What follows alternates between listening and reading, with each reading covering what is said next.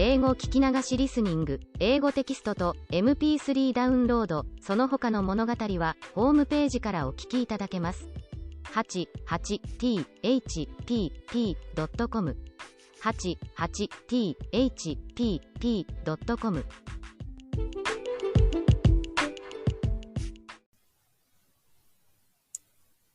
Welcome to Talking and Reading from Japan. I'm Hidemi Woods. I read an episode from the books I wrote and talk about it, or talk about anything that pops up in my mind here. I hope you enjoy with me. Today, I'm reading an episode from one of my books titled An Old Tree in Kyoto. Today's episode I'm gonna read is called Monopolize Him. It's about my late grandfather on my mother's side.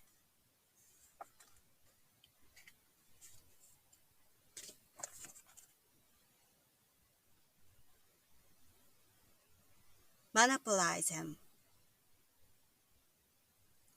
My grandfather on my mother's side was a quiet, generous, and kind person. Because I lived with my grandfather on my father's side, whose character was completely opposite to him, I liked him all the more. One day, when I was little, I was left in the back seat of the car with him while my parents were out for an errand.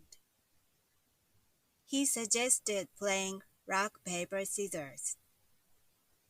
He took his notebook out of his pocket and started drawing a score table.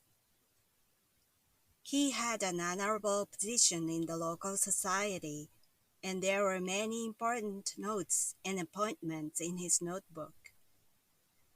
But he was drawing the table for his granddaughter next to them without any hesitation. And the rock, paper, scissors match of my grandfather versus me began. It had a lot of rounds and continued long after my parents came back to the car and we got going. He looked so merry and I was absorbed in the game. It was my happiest time with him, not because the game was fun, but because I was able to monopolize him.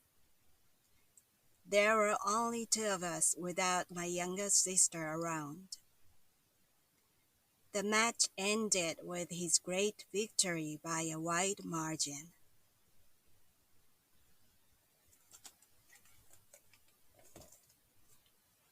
That was today's episode. As I wrote, my grandfather on my mother's side was a very kind, quiet, very nice person. He was also smart and graceful, although he had lived in a local, remote, rural area of Japan all his life. People around him all liked him very much. He was so popular as a nice person. So everybody liked him. He had five grandchildren, including me. And we all liked him very much. And the youngest was my younger sister. And so inevitably, he was, I think my younger sister had become my grandfather's favorite because it's the youngest tends to be someone's favorite in this world, right? But because I liked him so much, I was always jealous for my younger sister because to me she looked like his favorite, and I used to be in that position as the youngest before my younger sister was born. So to me it was snatched away by her. That position was very precious for me. But since my younger sister was born, that precious position was occupied with her, not me anymore. So basically, I felt grudges.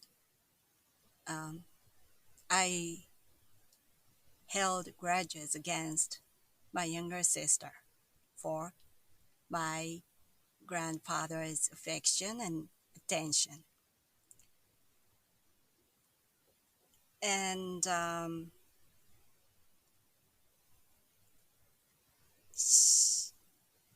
because it was my grandfather's house was about a 20-minute drive from my house,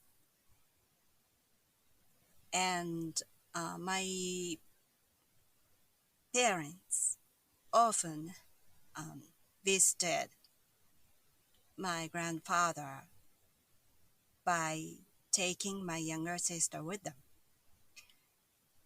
because my sister is 4 years younger than me, and when we were both little, she came home from school much earlier than I did, because I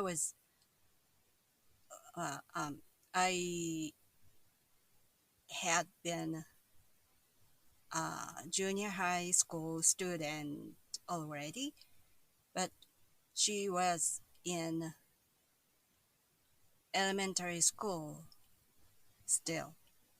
So she came home early so that my parents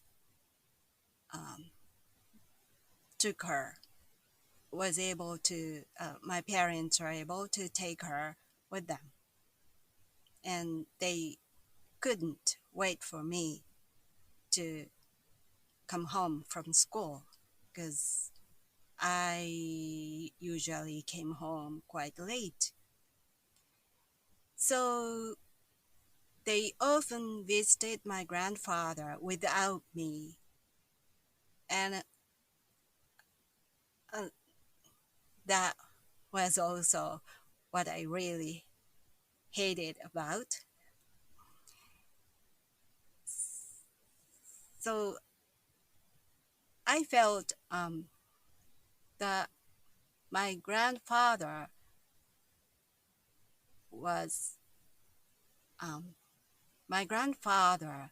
belonged to my sister because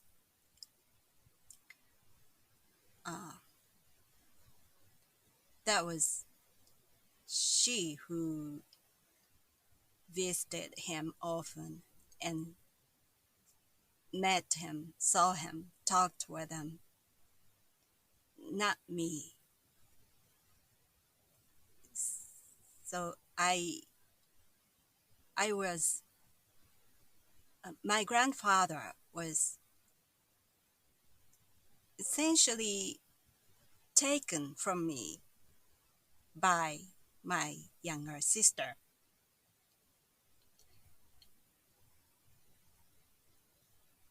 And once I just I reached the point that I couldn't take it anymore. I constantly thought why my parents took only my sister to see my grandfather. Why always my sister, not me?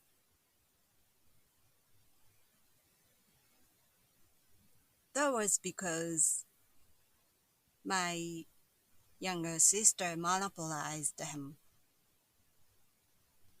If my parents had taken me as well, I would have been able to see my grandfather more often, and I would have been able to talk with him.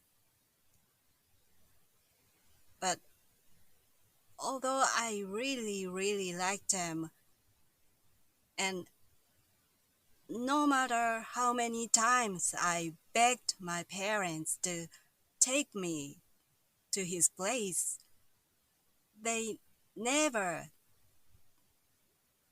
did it for me. They just ignored me and just kept taking my sister, only my sister, and kept going to see my grandfather, just 3 of them, without me. And so once I was probably 14 years old or 13 or 14 years old, I snapped completely, and I reached the point I couldn't stand this treatment any longer. And when my grandfather happened to visit our house, and I had a chance to be with him, just 2 of us, in the dining room of my house. And I suddenly snapped and I started crying in front of my grandfather. And I was just babbling that why, I remember I said, why you like my sister better than me? Why you spend time with her much more than me? Why everybody treats my sister better than they do to me? And you, especially grandpa, why you favor her, not me? And I was just crying, and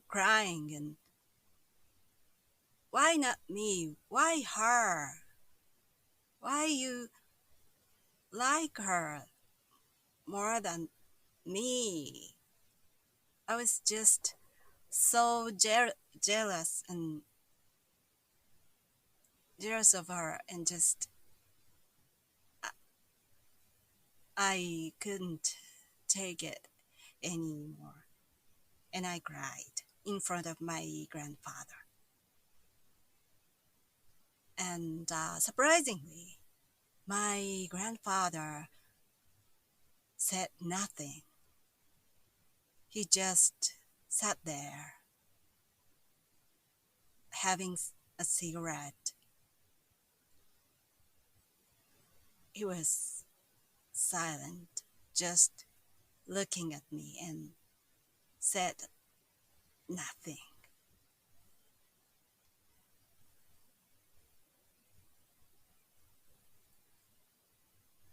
And long after that happening,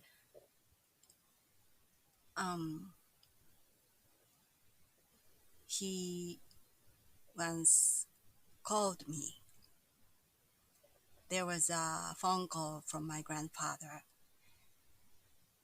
and I felt very weird because I knew how much my grandfather hated a phone. He really disliked to make a phone call. So it was such a rare occasion to receive a phone call from my grandfather. And I wondered what was going on, and he just suggested that we should go out together. And I asked what it meant, and he said,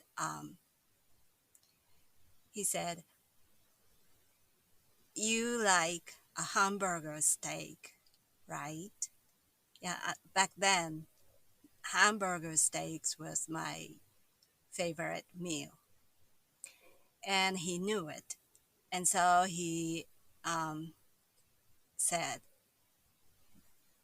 that he knew some place, a good restaurant famous for nice hamburger steaks, and he wanted to take me there. And he wanted to buy me dinner there. So he called me. Unfortunately, by then, I started my music career in a local music scene in Kyoto, and I rehearsed with my band at a rental studio almost every day. And I was also a college student back then. Still, it was because before I dropped out college. So in the daytime, I went to not so often, but I had a kind of two lives as a college student and a musician. So I had been extremely busy those days. And although that was such an appealing offering suggestion from my grandfather, I couldn't make time for him. And it's amazingly, I asked him a rain check. I declined his offer. I still couldn't believe it, why I did that. But I declined his asking, and he just then he said to me, "Come see me again soon." He said so, and we hung up. It was a huge regret of me. Remembering that thing makes me so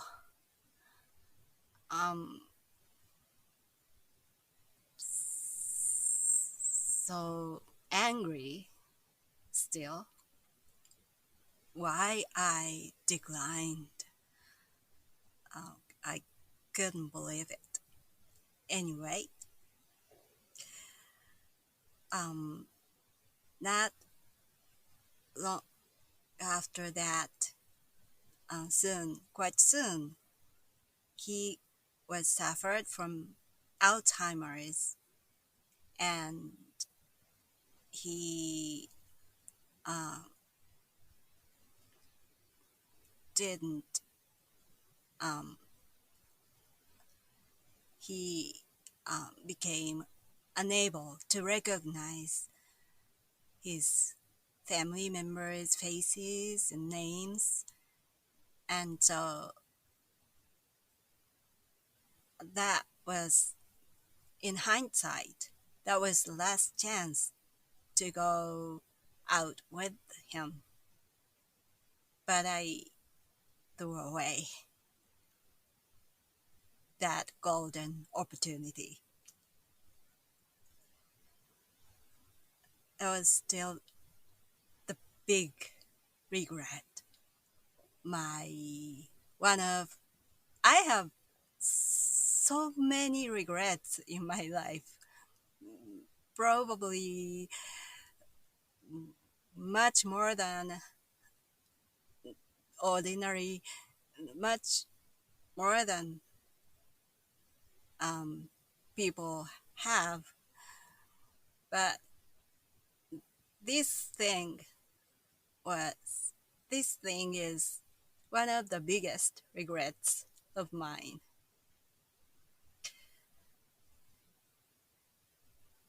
After I left Kyoto for Tokyo, I moved to Tokyo to pursue my music career. My grandmother in my mother's side once visited me in Tokyo. I lived in a very small apartment in Tokyo alone by myself, and my grandfather wanted to see me there to see how I lived as a musician in a big city like Tokyo.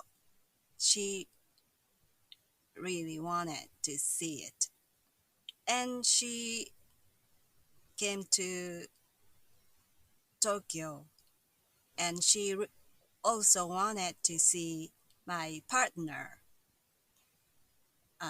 who I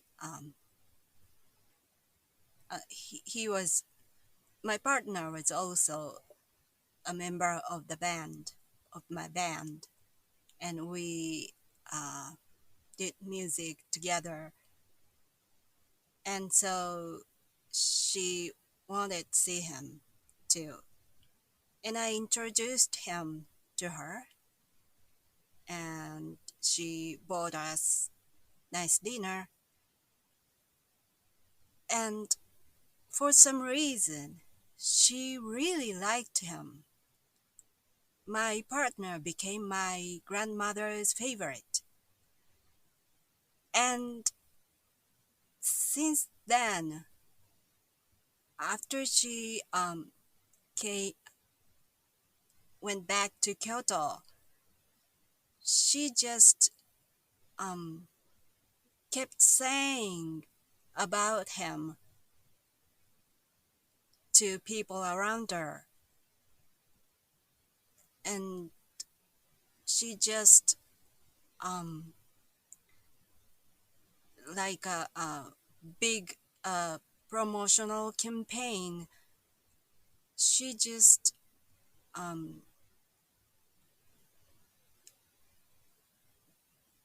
talked about him all the time to her families, her relatives, neighbors, and how her point was, what a nice person my partner was. And according to her, she had never seen such a nice young man in her life. And so she just kept saying that all the people around her. So next time I visited my family. I went back to my hometown and visited my family.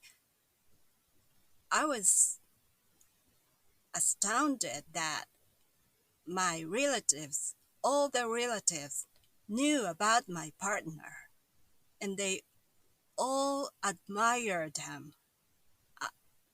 At first, I didn't know what happened, what was going on, but that was what my grandmother said to all the people. So my grandmother persistently talked about how nice my partner was, such a admirable, such a nice person my partner was, to my grandfather also. And because my grandfather heard it all the time, every day, from my grandmother, he also wanted to see him. And all he could do was to imagine how my partner was. And so he really wanted to see him. His desire had grown stronger gradually. And every time I had a chance to see him or talk to him, he used to say to me, I want to see your partner. I just heard a lot of nice things about him, but I really want to see him. He very often said so to me. But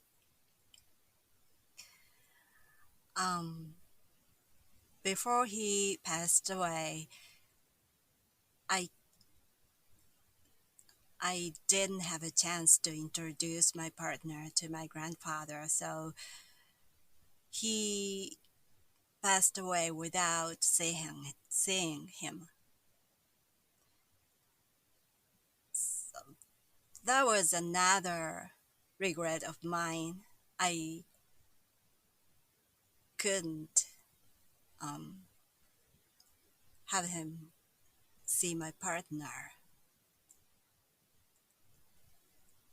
And so basically about my grandfather,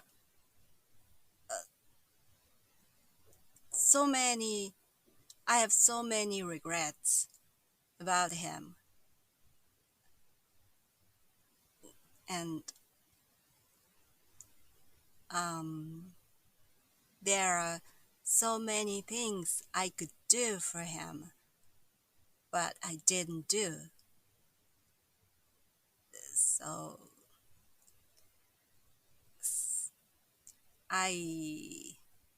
sometimes I can't forgive me what I didn't do for him, because there are so many things of those.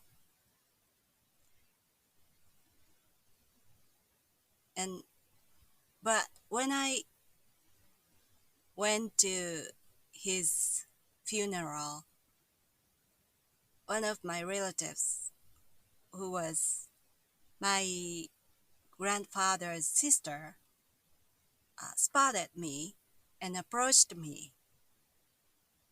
And I had seen her in decades, but she somehow recognized me, and she came to me.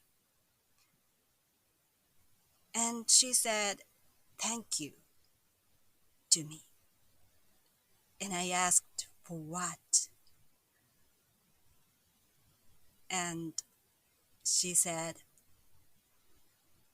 for making my grandfather so happy. I didn't understand what she meant, and I asked, what does it mean? And she explained that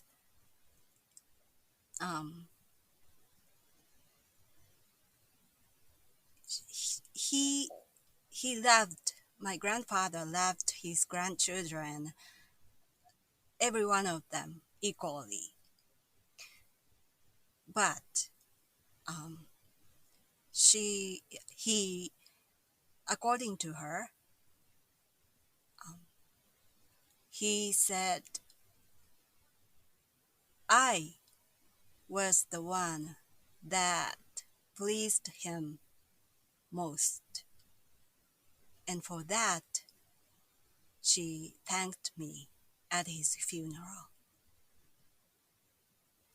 I don't know if I'm not sure it's true, it is the case or not. I really am not sure I really pleased him best among his grandchildren. But because I had so many regrets about him, I just pray that she told me the truth. I really hope that was the true story, and I was able to please him best among 5 grandchildren of his, and I could please him better than my younger sister. I just hope so. Well, that's all for today. Thanks for listening. I hope you join me again soon. I'm Hidemi Woods. Until next time, take care and be well.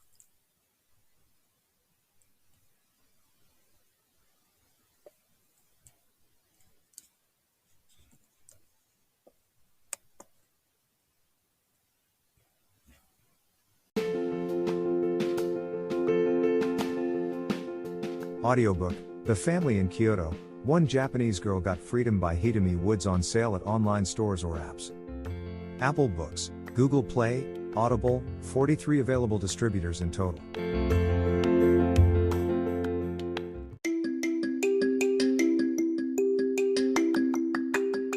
Audiobook, Japanese Dream by Hidemi Woods on sale at online stores or apps. Apple, Audible, Google Play, Nook Audiobooks, 43 available distributors in total.